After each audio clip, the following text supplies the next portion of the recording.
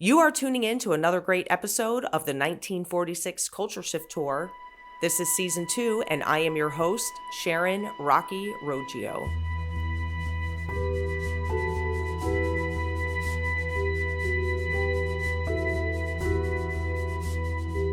In today's episode, I'm joined by Dr. Jen Johannsen, a bridge builder, deep thinker, and one of the most thoughtful voices engaging with faith, trauma, and transformation in divided spaces. We talk about what it means to lead conversations with empathy and how to engage opposing perspectives without losing yourself, and how understanding the emotional states we carry, from fear and scarcity to peace and abundance, can radically change the way we approach faith, activism, and relationship. Thank you so much for joining me on this season 2 of the Culture Shift Tour. You know, I'm trying to talk to culture shift individuals working within their communities and their worlds and making a difference any way that they can. And I know we met through the magical, wonderful world of the interweb, the internet, as you do. And, you know, I really love how we connected. We connected actually while I was in Italy. And I know you have also, your spouse is also European. And so we have that connection of having a spouse that knows how to slow down, where we in America are like, woo, woo, woo, woo, woo, as we were just talking. But, name of my company and all the things I still have to, you know. yeah, I'd love, to, tell everybody, first of all, how you heard of 1946, why you started to contact me in the DMs, and then what you do and all the things, from your point of view. Sure. Okay. I'm gonna let's see, where do I want to jump off? Because there's so many different directions I could go with this. I first heard of your film a few years ago before it was out on Prime, when you were still just doing the circuit of different shows and festivals, from a very dear friend. I'm from upstate New York, but I now live in the same city as Liberty University. And living here for the past 11 years, I have seen a really bizarre, chaotic, painful time of human history come to the forefront, in one of the hubs of these, let's say, rigid, dogmatic religious beliefs. So my friend who told me about your film is a gay man. He's 29. He grew up in a very fundamentalist family. And during COVID, I kept reaching out to him because I just didn't have context for what I was seeing. The cognitive dissonance that was right in front of me, working in a dental office in Lynchburg, Virginia, was honestly painful. It felt cruel. It felt gross at times. And he was like, I'm starting to learn all these things that maybe weren't right about my upbringing. So we started to go down this rabbit hole together to kind of reverse engineer the cognitive dissonance. For him, it was coming out of his childhood beliefs. For me, it was trying to have context for what I was seeing, because otherwise it was just driving me crazy. And when he told me about your film, I was like, no way, no way. Okay. And so I watched it as soon as I could. I ended up sending him, back when I watched it, it was still available for a very limited quantity. And when it became available, I immediately bought it. He was on his honeymoon. I sent one to him, and we've now seen it several times. But then I reached out to you in DMs because I now do this business marketing coaching, and I wanted to see if there's a way that I could help you leverage your message to more people more effortlessly. But I've been a big fan from the get-go. Yeah, well, and I really appreciate that. Anytime somebody can come and help, and that's one of the things that's really wonderful about our film. Actually, right before we were getting on, I got a text from Asher. Now, Asher's been with us since the beginning, and Asher helps me every week still collect if anybody gives donations, so we can send thank you notes to them, and there's so much that goes in behind the scenes that you don't even think about. And he's been volunteering for years, and does data management. And it's just one of the things that, it's like, I'm all over the place all the time, but that's so important to make sure that people are getting handwritten notes for us and saying thank you. I still haven't delved into the course. I'm going to admit it right there. I really am trying to find time to manage my time. I'm also getting married this year, so there's a lot going on. But I am really so grateful for what you do. And I know that since then you've shared some of the work, and we've shared some of the work on our site. And I really appreciate you having the hard conversations in these spaces, because that's kind of what we do as well. It's like we're not agreeing with one another, but how are we doing relationship and how are we doing conversation? So maybe you can talk a little bit about some of those hard conversations that you have. What made you feel brave enough to start getting into those conversations, besides seeing the dissonance there and needing to make that connection? Seeing it as one thing, getting out and doing the work is another, you know? So yeah, it can be very uncomfortable. So I won't sugarcoat that. But after January 6th, I thought I need to either move maybe back to where I grew up or something like that, the Northeast, or I need to stay here and commit to like learning and being part of this healing. And I didn't want to move, we're set up here, we have kids. But I remember thinking like this divide, this pain, what feels so raw to me is going to be happening whether I'm living here and seeing like some of the more extreme things firsthand, or whether I move home and I'm trying to kind of like ignore it. And I'd rather be part of this and like decided to just dive in.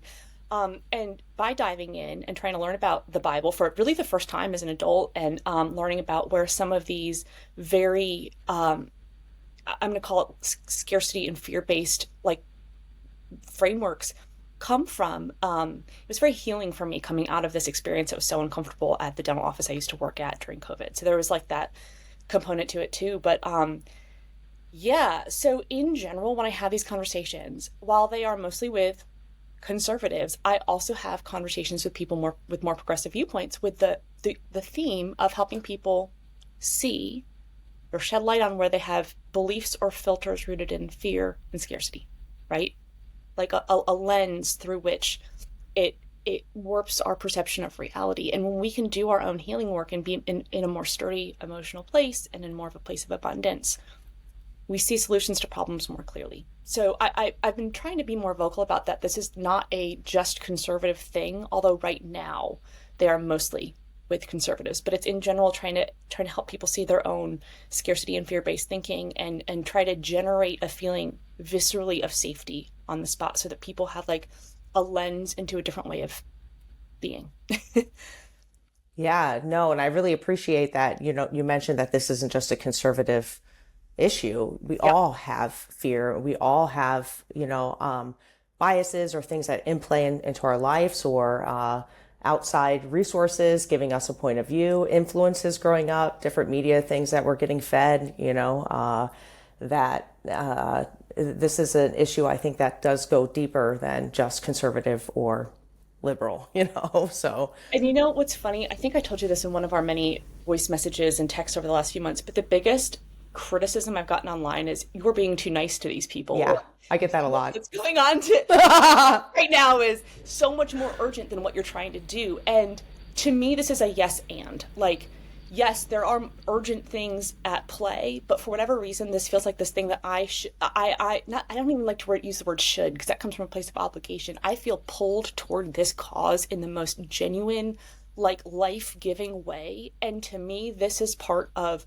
the healing that we need, so that this isn't a cyclical thing that we're repeating as a country every couple of, like, once a generation, Yeah, no, and I made a decision to, and I really love how you do want to try to lead with empathy as much as it's hard to do. And I struggle with this every single day because, a lot of times you're just going to be like, oh, you're such a jerk. And, yeah,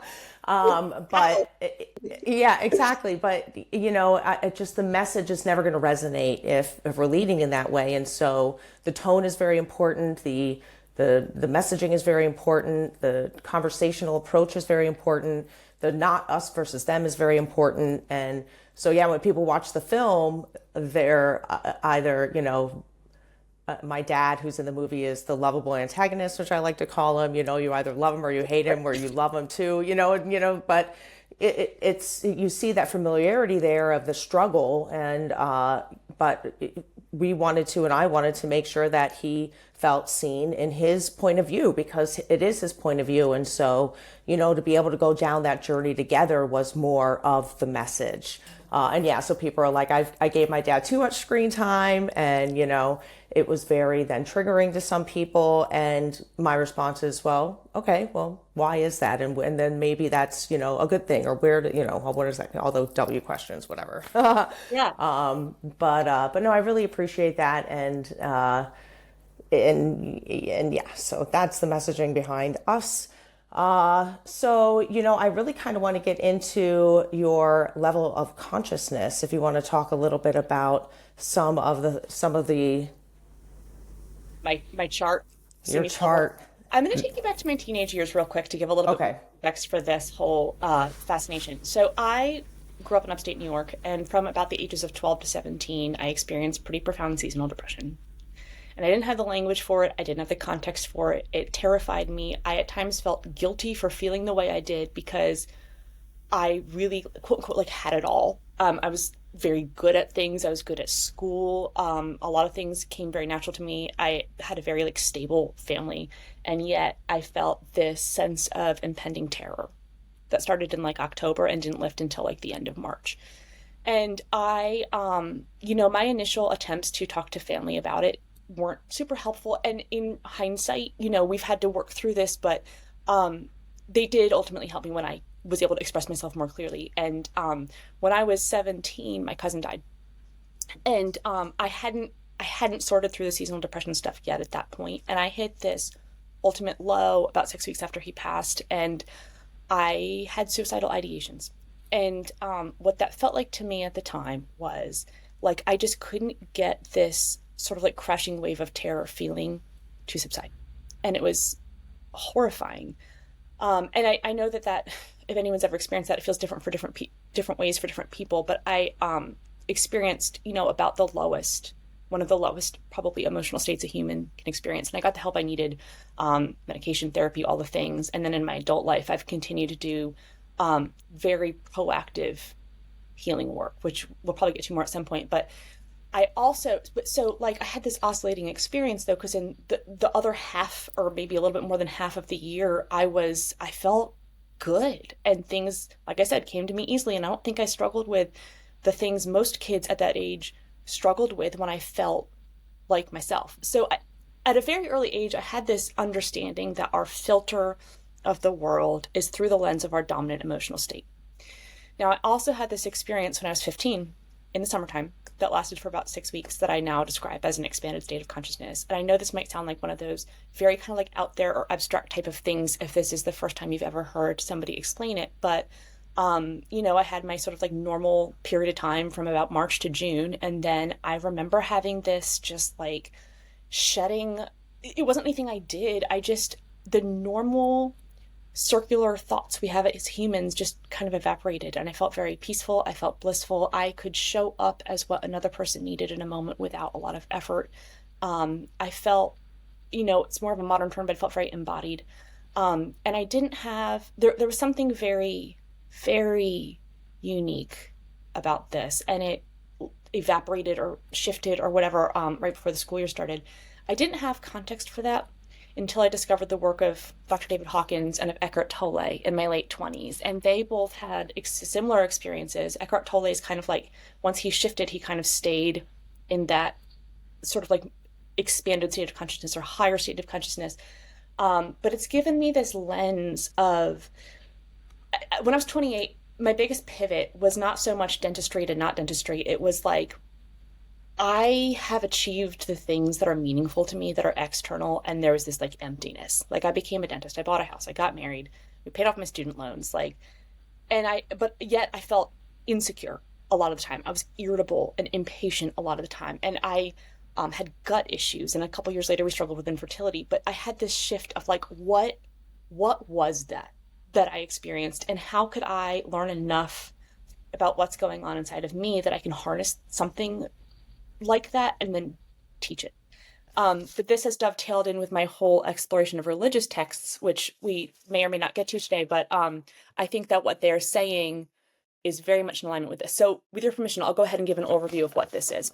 Yes, please. Okay, so Dr. David Hawkins, he was a renowned psychologist who spent most of his life trying to explain this experience similar to mine that he had as a young child. That was such a radically, profoundly blissful, easeful headspace and so different from what we normally experience as humans. And later in his life, he ended up combining his psychology learning with what ancient religious spiritual texts mean in their native. They have a very different meaning when you strip back all the distortions, and he created this. This is the entire scale of human emotion from shame down at the bottom. And I know not everybody's going to be visually watching this, but if you Google map of consciousness, you'll find it. These red emotions, it's shame, guilt, apathy, grief. Moving up the scale a little bit, it's fear, desire, anger, pride. Then we have a tipping point of neutrality. And above that, we have courage, neutrality, willingness, acceptance, reason. And then a spiritual paradigm at the top. Love, joy, peace, and enlightenment. And the love in this is different from like the day-to-day love that we feel blended with fear and all the other things. When this kind of love is our dominant emotional headspace, it's unconditional and fearless. And so this lens, when our dominant emotional state is in this lower half, we're not only in a state of probably nervous system dysregulation. So like in nervous system terms, these red states are like a shutdown freeze. This is like a fight flight, and this would be like a more regulated state. But we're not only in sort of more of a shutdown state, but our entire framework of the world is lack and scarcity and like survival, self-protection. We don't tend to see reality very clearly. This is what in spiritual, like what Eckhart Tolle calls ego, or edging God out as an acronym. When we can learn to heal and look within, very much the journey that Richard Rohr describes, very much the journey that Eckhart Tolle describes, literally the same thing as nervous system regulation. When we can get our old traumas shifted and out of our physiology, and learn to tune into our own thoughts better, we can get into better nervous system regulation. We can get into a headspace that's more in the level of like willingness, acceptance, reason. I think Pete Buttigieg operates from that place, and that is why he is my favorite person in politics right now, because he's so good at making things not an and or. It's like an Right. and. So I have this vision for the future of America to kind of dovetail on all of these things, of helping bring this awareness to the table and look for ways that we're thinking in terms of scarcity and look for win-win solutions around having these conversations. And this is the main shift that I'm trying to bring to light. I bring this and I set it down in front of people when we have these conversations, and there's this whole column about the God view. And it's interesting because, Richard Rohr says when we read the Bible, we have to think about the fact that people would have, even the first time these things were heard, it could have been filtered through somebody's own guilt or fear or shame. So naturally, the God view becomes condemning or vindictive. But if we're actually trying to hear what an avatar like Jesus or the Buddha, I think that they were all like people who were in this enlightenment state. If we're going to try to hear them clearly, we have to work at stripping back those distortions. Yeah, no, I mean, I remember the first time you and I discussed this, and I remember saying, this is very familiar. I've heard of these concepts before. I just had never really heard of the men who've done the work, and just really, it's not really something that, especially in the religion that I grew up in, that it's something that we're taught and when we want to be taught, because, I feel that religious institutions, not spirituality, but religion keeps us in that red and sometimes orange. And really, the more that I'm learning, and things like the gospels that were hidden from us, like even Mary Magdalene's gospel, I feel is talking about these things that are up more in those higher level of consciousness colors. And, it's just so, I can just see how that kind of understanding gets erased, because you can't control the masses when they're not under that fear and that shame kind of ideology. I knew early on growing up, I could see there was something wrong with the things that I had been taught as far as hierarchy and just the different themes playing out in the Bible. I could feel that there's something that we're not being told. And, so how then can understanding where our emotional maps, how can understanding where we are on those maps help us handle conflict better, help us get through life better?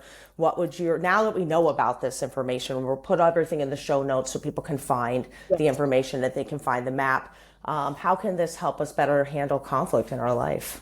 So I'm going to make it specifically about bridge building conversations. But And I have a significant amount of content I've created, including a free downloadable guide on how to emotionally regulate. So I'm not going to go into that in detail here. But so if the way I handle these conversations when they come up is in my environment, organically, people will say things about abortion and LGBTQ issues and immigration and all of the things. So I have plenty of jumping off points to try to engage where I'm not the one bringing it up. And I first check into my own energy. If it's a day where I didn't get a lot of sleep or I'm already feeling agitated, just let it go because it's probably not going to go anywhere and it's probably just going to leave me feeling exhausted. But if it's a day that I feel like rested and calm and like just my gut check is like green light, the second thing I do is I check in with their energy. And if they're in a very defensive place, I don't go there. But usually people are in at least a little bit of a defensive place when they're bringing up these subjects. So, there's some wiggle room there. When I start to have these conversations, they're permission based. Sometimes they are brief and they are on the spot in that moment. Sometimes they are planned and they are later. And there's in this guide that I'm making that I sent you the draft of a little while ago, I lean in a little bit more when it's planned ahead of time. I try to pause sooner and leave it more just like curiosity question based when it's in the moment. I did this at a neighbor's, a lesbian couple in my neighborhood who I'm very dear friends with. Their son turned one last weekend, and I was at his birthday party, and I ended up in one of these conversations with one of their stepmoms, which was the last person I thought I would end up in a bridge building conversation with. But it was lighter. It was spontaneous. We were already off to the side. So when something came up, she's like, "Oh my gosh, you create content. What about?" I said, "Well, it's a combination of business and marketing. It's a combination of spirituality and current events. And while it might not seem like those things go together, there's this combination of financial freedom and emotional resilience that I think is something really powerful that's to some degree within our control, blah, blah, blah." But I ended up, all that to say, I buffer how deep to go based on the setup, if it's completely spontaneous or if it's planned. And I ask, okay, so let's say I've asked permission, would it be okay if we talked about this? I'd love to share some of my own insights. And they say yes. I try to ask open-ended questions. Let them speak until they're finished talking, and even pause for a little bit because it's really rare in our culture that people actively listen.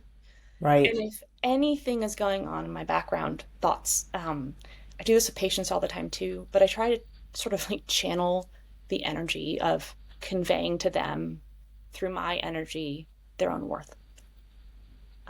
I think as humans, this is something Pete Buttigieg touches on a lot. And I think it's so at the core of all of this, but I think we all have core needs of feeling safe and feeling a sense of belonging. And if I can show up in a way that gives that, even if it's in this way that like creates this little crack of light or makes them think about how they felt afterwards, if the only place they've found that up till now is in this like tight-knit religious group, and here I am, this like girl from the Northeast who's never practiced a religion and learned about the Bible for the first time in her 30s, like it confuses people, but I simultaneously want them to feel like, huh. And if anything, leave the conversation being like, I never thought about it that way before. Not with a changed mind. Right. We can jump into certain subjects, abortion, LGBT stuff, whatever, because those are the ones that come up the most here. But yeah, my goal is viscerally making them feel safe and leaving them asking questions to themselves. Yeah, and knowing where you are on that level, even though, I love that, being in touch with where you are before Yeah. you go there, but then also the permission base, we're growing up, I feel like we were told things instead of like actually having a permission to even be involved in a certain conversation. I like that kind of mindset. And then having open-ended questions. I know that one of the things that we had to do as a team with 1946 is take criticism from all sides. And we were getting hit from people that we thought would be our allies, or, and we get DM'd all the time with people that we probably shouldn't be getting DM'd from, and it's like, but being able to listen to what they're saying, even if it's good or bad or in between, really helped us hone in on a better finished film, because Yeah. it wasn't so emotional or coming from a place of anger or things like that. We really wanted to lead with academics and have a journalistic approach to wanting people to ask more questions for themselves. So yeah, I think that, which is why I really appreciate the work that you do. And I don't know if there's anything else more. What would be like one of the key things that you would want then the audience to get away from this conversation? Like if there was something you could say specifically to the 1946 audience, right, that has struggled in so many different ways, whether you're coming from a place of non-affirming theology and you're trying to learn a little bit more, or you've been hurt by the church and you don't want anything to do with the church anymore. And you know what, to that end, it's interesting too that you are coming from more of a spiritual place and Yeah. not a place of Christianity. Do you get, now I'm asking two questions here, but but do you get dismissed then? Do people not take you seriously in a Christian space because you don't identify as a Christian in that way? And how do you handle that? I have had some conversations. It's like, well, I'm just gonna pray for you. And I just thought of like I think next time that happens, I'm gonna be like, so I don't want to get snarky, but like, tell me more. Like, do you actually pray for people? Because I just kind of don't think you do. But no, that's just my thought process. But Yeah, no, right. Are you just being snooty in that moment, yeah, right? no. But I do read that as a signal that that person's like ready to close out the conversation, and I gracefully will acknowledge like I can sense that this is probably like a good stopping point for today. And I just want to tell you that I really appreciate your time. Right. And whenever I give any responses in these conversations, I lead with thank you for sharing that. I appreciate you sharing that. When we hear appreciation first, or when just the other human being is not internalizing our ego defensiveness, whatever that is, just like how Pete Buttigieg shows up on Fox News. I Yeah. I have watched him. The dental office where I currently work used to have cable. Thank goodness it doesn't anymore. But Fox News was on multiple TVs for most of the day, every day. And I'm only there 2 days a week. And there are some really great things that go along with this job. So I used it as a learning opportunity. And I saw Pete over and over and over. And I have modeled my approach after him. Okay, getting back to your questions. So wait, you asked me. I know, I lost the first question. But for the Oh, 1946 audience, like how, they can utilize, what would you want well, them when to people get know? dismissed, so I hear a lot like, well, the Bible says. Yeah. And I actually got this verbiage from you. You probably heard it because I know you re-listened to my podcast with Amy Vertrees this week. But I'll say what the Bible reads, but you know what it says. And if you want to, I can get into the like hell, sin, repent, what those mean if you want in terms of the map of consciousness. Would you like me to jump off there? Because I will bring this up to people as like a perhaps, not like a this must be what it meant, but like if we're thinking of this through the lens of, because when I show this to people and they see this paradigm, they see what they think Jesus represented. So that's not a hard thing to show people. What they don't understand is how this lens has been created that's probably man-made. So sin was translated from, well, it was translated from 9 words with a variety of meanings. And from what I can tell with this learning I've done over the last few years, the like shame and fear based original sin was written in by Augustine in like the 400s or 500s, and original sin, like anything related to that came out of the Old Testament, but it was kind of like arced over the whole Bible. Does that sound about right? Yeah. And hamartia, which is a Greek word, but someone corrected me. I don't know if you read all the comments, but someone yesterday was like, I love this, but Jesus didn't speak Greek. And I had ChatGPT help me be like, well, this is what, one of those people who was like very good intentioned and on our side. Yeah. Yeah. Hamartia, which is the only word he's recorded as having used, or the closest translation to what he's recorded as having used, means to live blindly, to miss the mark, to miss the point of life. And it's a morally neutral Greek word that is an archery term of like an arrow going astray. So that to me is living inauthentically, which feels awful. I've been there, living out of alignment. It also means, I think, the blindness that arises when we're in this like very ego rigid headspace and we have our own filter, and it blocks us from being able to see reality clearly. Also, Yeah. it's MAGA. I don't know if I'm allowed to say that. Anyway, but we all do this. Even people on either side of the political spectrum can get into this very like rigid headspace. Repent, translated from metanoia, means to transform the thoughts or change the mind. which I think nothing to do with the like shame or fear-based connotation that I think, we culturally we've been taught it has. I think that means doing our healing work and moving up this scale. And then salvation more closely meant liberation. I learned that from Colby Martin. I've been on his Substack list for years. I'm hoping to have him come here for an event that I'm working on, which we keep having to push the date out, but that's an aside. He'd be But great. yeah. But I think the transformation that's at the core of any religion in its original language and context is the same. It's not about a correct, I had this series that I'm in the process of releasing. It's 7 short videos that I shared with the local head of the Good News Club, which sends evangelical flyers home to our public schools. And my son's in kindergarten, so I've befriended this woman and over time been able to share this, and she's been open and receptive. Amazing. But I've been sharing this video series that I made for her, just in trying to like explain my thoughts, but I liked it, so I'm sharing it on Instagram too. But let's say Jesus, the Buddha, Lao Tzu, all of them existed up here, or maybe Jesus was the most enlightened, but the ranking is irrelevant. The goal is to be able to sink into this feeling of safety where we can do our own healing work and raise our own consciousness, improve our Yeah. baseline mood, have tools to return to it, have tools to approach hard things with this really loving energy. Yeah, I think for the people who are like, well, who might say to you, well, you're spiritual, not Christian. And then for the Bible says, they're already not open to maybe Mhm. receiving new information. Yeah. And, what I always say to an audience member who is on that more of my dad's side, Yeah. just sit next to us, just come in the room and watch the movie and then let's talk. So as you're approaching somebody, it sounds like, when they're ready to say, nope, I'm not ready to talk, or yeah, at least I'll have a conversation with you. They might walk away and still feel the way that they feel, but at least they sat down and had the conversation with you. And that's kind of what it feels like a lot of the work that you do is about. And it is wonderful when you see that needle move in someone.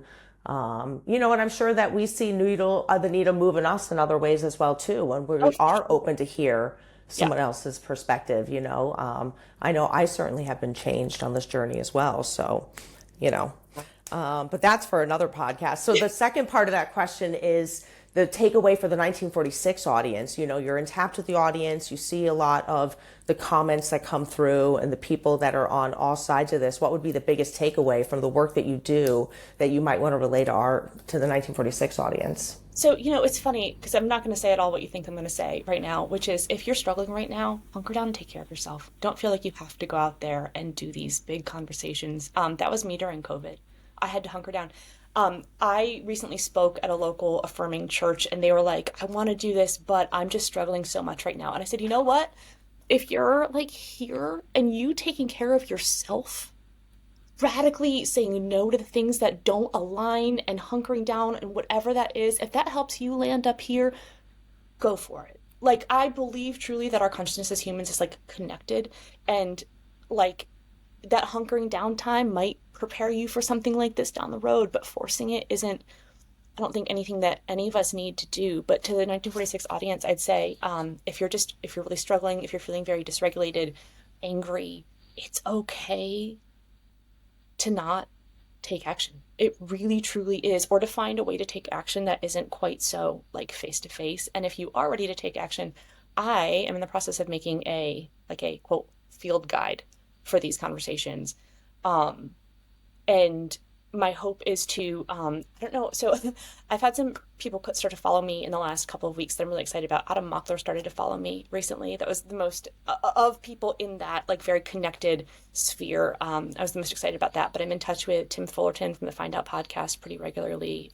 Brand new podcast. I think it's second to Midas Touch in the yeah. um so where was I going to go with that? Oh, Yeah, connect go with ahead. yeah, there's this guy named Xander.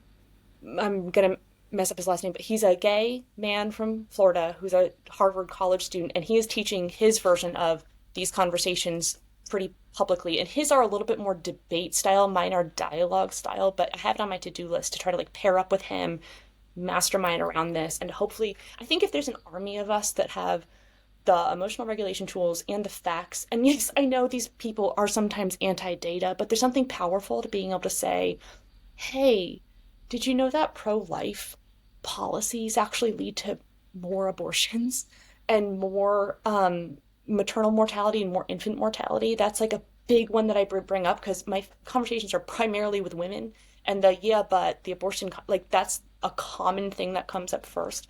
And while this group of people might be anti-data to some extent, that seems to stick. And they like I get a lot of, oh, I'm gonna go look into that more type of thing.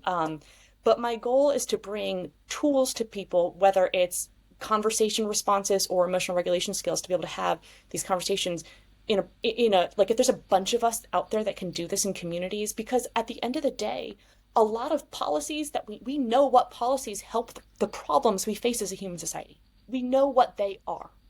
But when there's this like pulling of tensions, which is largely rooted in politics and ego up till now, we don't make any progress, and we're not communicating as humans. If Pete Buttigieg runs for president, and I think he's going to, I would love to somehow be involved. I am involved in Abigail Spanberger's campaign for governor of Virginia right now. In a relatively small capacity, but I communicate directly with her director of communications about some of these ideas and what's working and what's not working. And um, we have to figure out the messaging on the left that's simple and conveys the shared goals, because we really do a lot of the time have shared goals. I support choice, but I don't want people to be in the position where they have to have abortions, right? And on Right. almost every subject, there's a version of that. So yeah, I want to help shift the narrative into taking these conversations from a slightly different angle and from one of like emotional safety. Yeah, you mentioned a good thing, a point about people being aware where they are, and it's okay to not actually be doing something, as much as this whole podcast is the people that are in their communities doing the little things that have that ripple effect. So what are some things, maybe besides self-healing, if somebody is in that state where they really want to do something, but they feel frozen and they just don't know how to get out of it? Is there any advice maybe for some thawing, or, Yeah. getting to a place? And again, you don't have to be an activist and doing all the big things, but what's some little things that we can do that are like, this is good? So I'm going to address this from a nervous system standpoint, not from an activism standpoint. Yeah, great. There's this concept that's been really powerful for me called story follows state. And even if you're brand new to nervous system learning or healing, this is probably going to make sense. When our thoughts that are arising spontaneously are like, I can't get this all done, or there's danger lurking, our physiology is in a fight, flight state. When our thoughts are naturally like, I just feel defeated, like kind of what you're describing, like, what's the point of even trying? Our body is in a shutdown state. And when we can learn to regulate, which I probably didn't come into a true rest digest state in my life for like a decade. And this is very Mm, common. I think I was oscillated back and forth between the like high achiever, do, grad school was hard, all the things, numb. That's a very common paradigm in our country. Once I learned to regulate, so if you're in a thaw state, or sorry, a frozen state, or like a fight flight state, um, learning to identify them is huge. And then if you can learn what helps you feel even a little bit better in those. So some things to play with, like when I'm in fight flight, what's most helpful for me is to do mindless house tasks. And my brain kind of starts to settle itself. When I'm in freeze shutdown, if I can take a nap, I feel a lot better. For some people, it's a walk. For some people, it's a bath. There's also this phenomenal body of research around how when we can um, be kind of still and in tune with that emotion for up to 90 seconds, it starts to peak and fade within 90 seconds. So there's something to be said for not running from it. However, if you're very dysregulated, it can be very hard and almost scary to try to stay with it. So I say that with a grain of salt, like taking this slow and titrating, trying to like be with an uncomfortable feeling is important. But as you learn to sort of like map, okay, when I'm in this like shutdown state, I need to pick up heavy workouts and do weights and do a workout, or I need to sleep, I need to take a bath, or when I'm in fight flight, it helps to check things off my to-do list, or it helps to go for like whatever those things are. I have found that it's pretty consistent for me. And I'm able to get myself back to like a grounded headspace faster. And then the basics, like getting enough sleep, like mm, eating well, mindful of like alcohol, like these things, like the most basic, using the bathroom when we need to. eating when we're hungry and drinking when we're thirsty, these are the most basic of basic things for nervous system regulation. And in a culture that thrives on or glorifies hustle, they often get overlooked. Yeah. Yeah. Well, I mean, to that end, to all the people out there who are doing all the different things and are uh, how do you not how do you stay balanced? I guess how do you not get overwhelmed or spiritually disoriented, or what keeps you grounded then? Besides, what did you actually do besides all the So, things that you mentioned? I had a hard time doing that before I did EMDR. Personally, Mm, I did EMDR. I don't know if you're familiar with it, but yeah. it's a modality for processing trauma. I think I just had enough like old stuff in my body that like it would get triggered so easily, and I had a really hard time doing that. I did 4 months of EMDR the year before last, and it was really transformative for me because now I can there's like less within me to get triggered. I am only a dentist for 2 6-hour days a week, and we're debt free. That was like a huge goal of ours with my spouse being from another country, and we've chosen probably a simpler lifestyle than a lot of people. But the fact that my have to work only takes me like a very small amount of time helps. And then with my business online, I do things in pretty small chunks. Like I don't have a lot of ongoing projects, so that helps. I'd say friendships is a really big thing, a really big thing that like fill, fills me. I have, gosh, when I had this pivot point probably about 5 years ago where I just started to unapologetically say no to plans I just wasn't excited about. And yeah, some friendships dissolved. And then these other ones kind of came out of nowhere that are like, I went to this Indivisible event a couple weeks ago, and there's this pastor here who's like the most affirming local church. He doesn't even consider himself a Christian anymore, but he's like, hey, Lynchburg needs me, and I have this qualification, and I want to, whatever. So anyway, he's like 6'5". He's really tall, and I didn't know he was going to be there. And I got to the event, and I looked over, and he was there, and I ran over and I like hugged him, and I'm pretty tall too, but like I'm hugging his midsection, and he spilled his drink a little bit, and we were like giggling, and someone else was like, I thought we were all supposed to be angry at this thing. You guys seem to be having so much fun. But like that kind of friendship, it's like such an authentic thing that came out of nowhere, and being able to, Glennon Doyle in Untamed says something like the more she's able to live through that like really authentic version of herself, when you have these moments, it's like there's a burst of gold that rushes through your veins. And I feel that in those moments. Yeah, I'm still trying to figure out my balance. That's all sounds good. I go and hug my cat every once in a while when I Yeah, need it's a good to one. be grounded. Yeah. But even this morning, I was like, oh my gosh, I have a meeting here and I've got a podcast, and I'm like, so, and I mean, this is, zombie state from Yeah. traveling so much.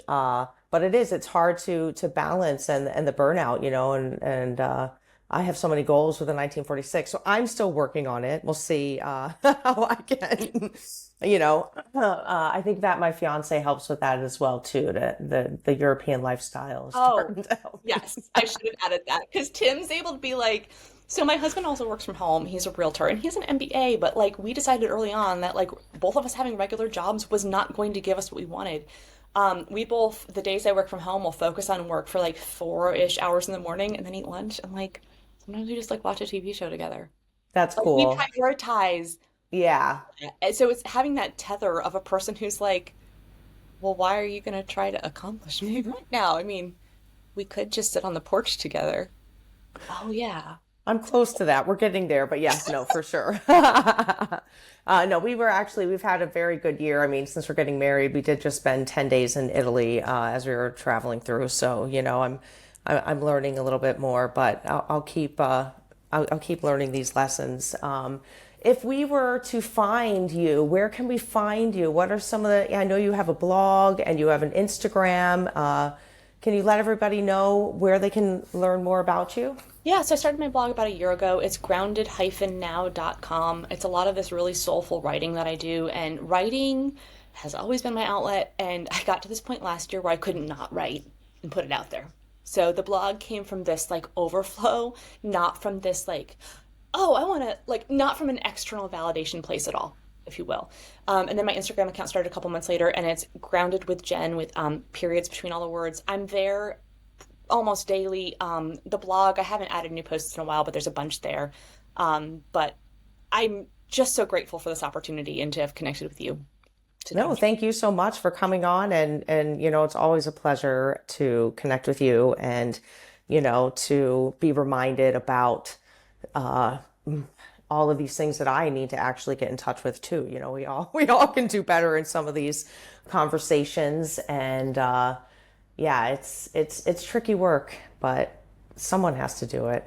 And honestly, the more that we have, the more that we can have these conversations, hopefully, it's right now America is going through such a hard time, and it does feel so hopeless. And I'm living abroad, or I'm hoping to be living abroad, and so I feel kind of sometimes that I've abandoned a little bit of the country, but and it's like, now's the best time to go. No, now's the best time to do more work, So thank you for the reminders. Hopeful insight, if that's okay. Something Yeah. that I very much believe is happening, because I feel like we'll wrap this all up very well. Yeah. So I mentioned Eckhart Tolle, but I didn't jump into his work a lot, but it's very related to David Hawkins' work. My all-time favorite book is called A New Earth by Eckhart Tolle. It's sort of like my Bible. It's something that I carry around with me a lot of the time, and I can open to a random page and it gives me what I need in the day. It talks about how there will be this period of time in the near future, and this book was written about 10, 15 years ago, where a lot of people do their healing work at once, because it was already starting back then. And as there's this mass shift up the scale in the collective consciousness, if you will, those stuck in ego will dig in harder, causing like violence and conflict and just pure chaos. But it also creates the conditions for the dissolving of these like egoic, rigid constructs, because people have to question it. People have to get to the point where they're like, I see it happening in marriages. I see it with people giving their spouse, I can't continue if we don't try to do therapy together, or that type of thing. Like I see it in friendships. I see it in families. But I think we're in that. And I have always been really good at being able to see a future that's not real yet. And it is very real in my mind. And what is very real in my mind is that the best of humanity is yet to come. And I see it as part of my job, if you will, but not in a way where I put pressure on myself to try to be part of this conversation, that we can get there with the least amount of damage. But I really think that this is the extinction burst of these dogmatic religions, of the patriarchy, etc. They're like clinging for their last whatever, and that within the next decade, hopefully within the next couple of years, hopefully sooner, we're going to land with more of society in that place. So they say that it has to kind of all go crashing down for it to, for people to be enlightened. Yeah. So I hope so, and we can definitely leave on that. That's a good place to go. More of that, right? No, but I do have that. I've always been an optimist, and I lead my life in that way, and I feel I've been very fortunate in some of the things, and maybe that is part of it, thoughts become things kind of thing. And I do hope that we are in more of enlightenment. And I will say, I don't hope, I know we're heading toward some enlightenment. So thank you so much for coming on and being a part of this. Thank you for the work that you do. And feel free to always share. And, I'll accept the ones we can, and the ones I know the audience might need a little bit more pacing with. Right. We'll wait. People are used to that from me. Yeah, but definitely everybody go check out Jen's Instagram. Everything will be in the show notes, and you won't regret it. Thank you so much for having me on today. I appreciate it. Thank you. Thank you to our sponsors, makingthingsright.org, for your generous donation and helping us produce this podcast. And to Uncut Studios in downtown Los Angeles. Step into a studio unlike any other. To learn more, follow them at Uncut Studios DTLA on Instagram.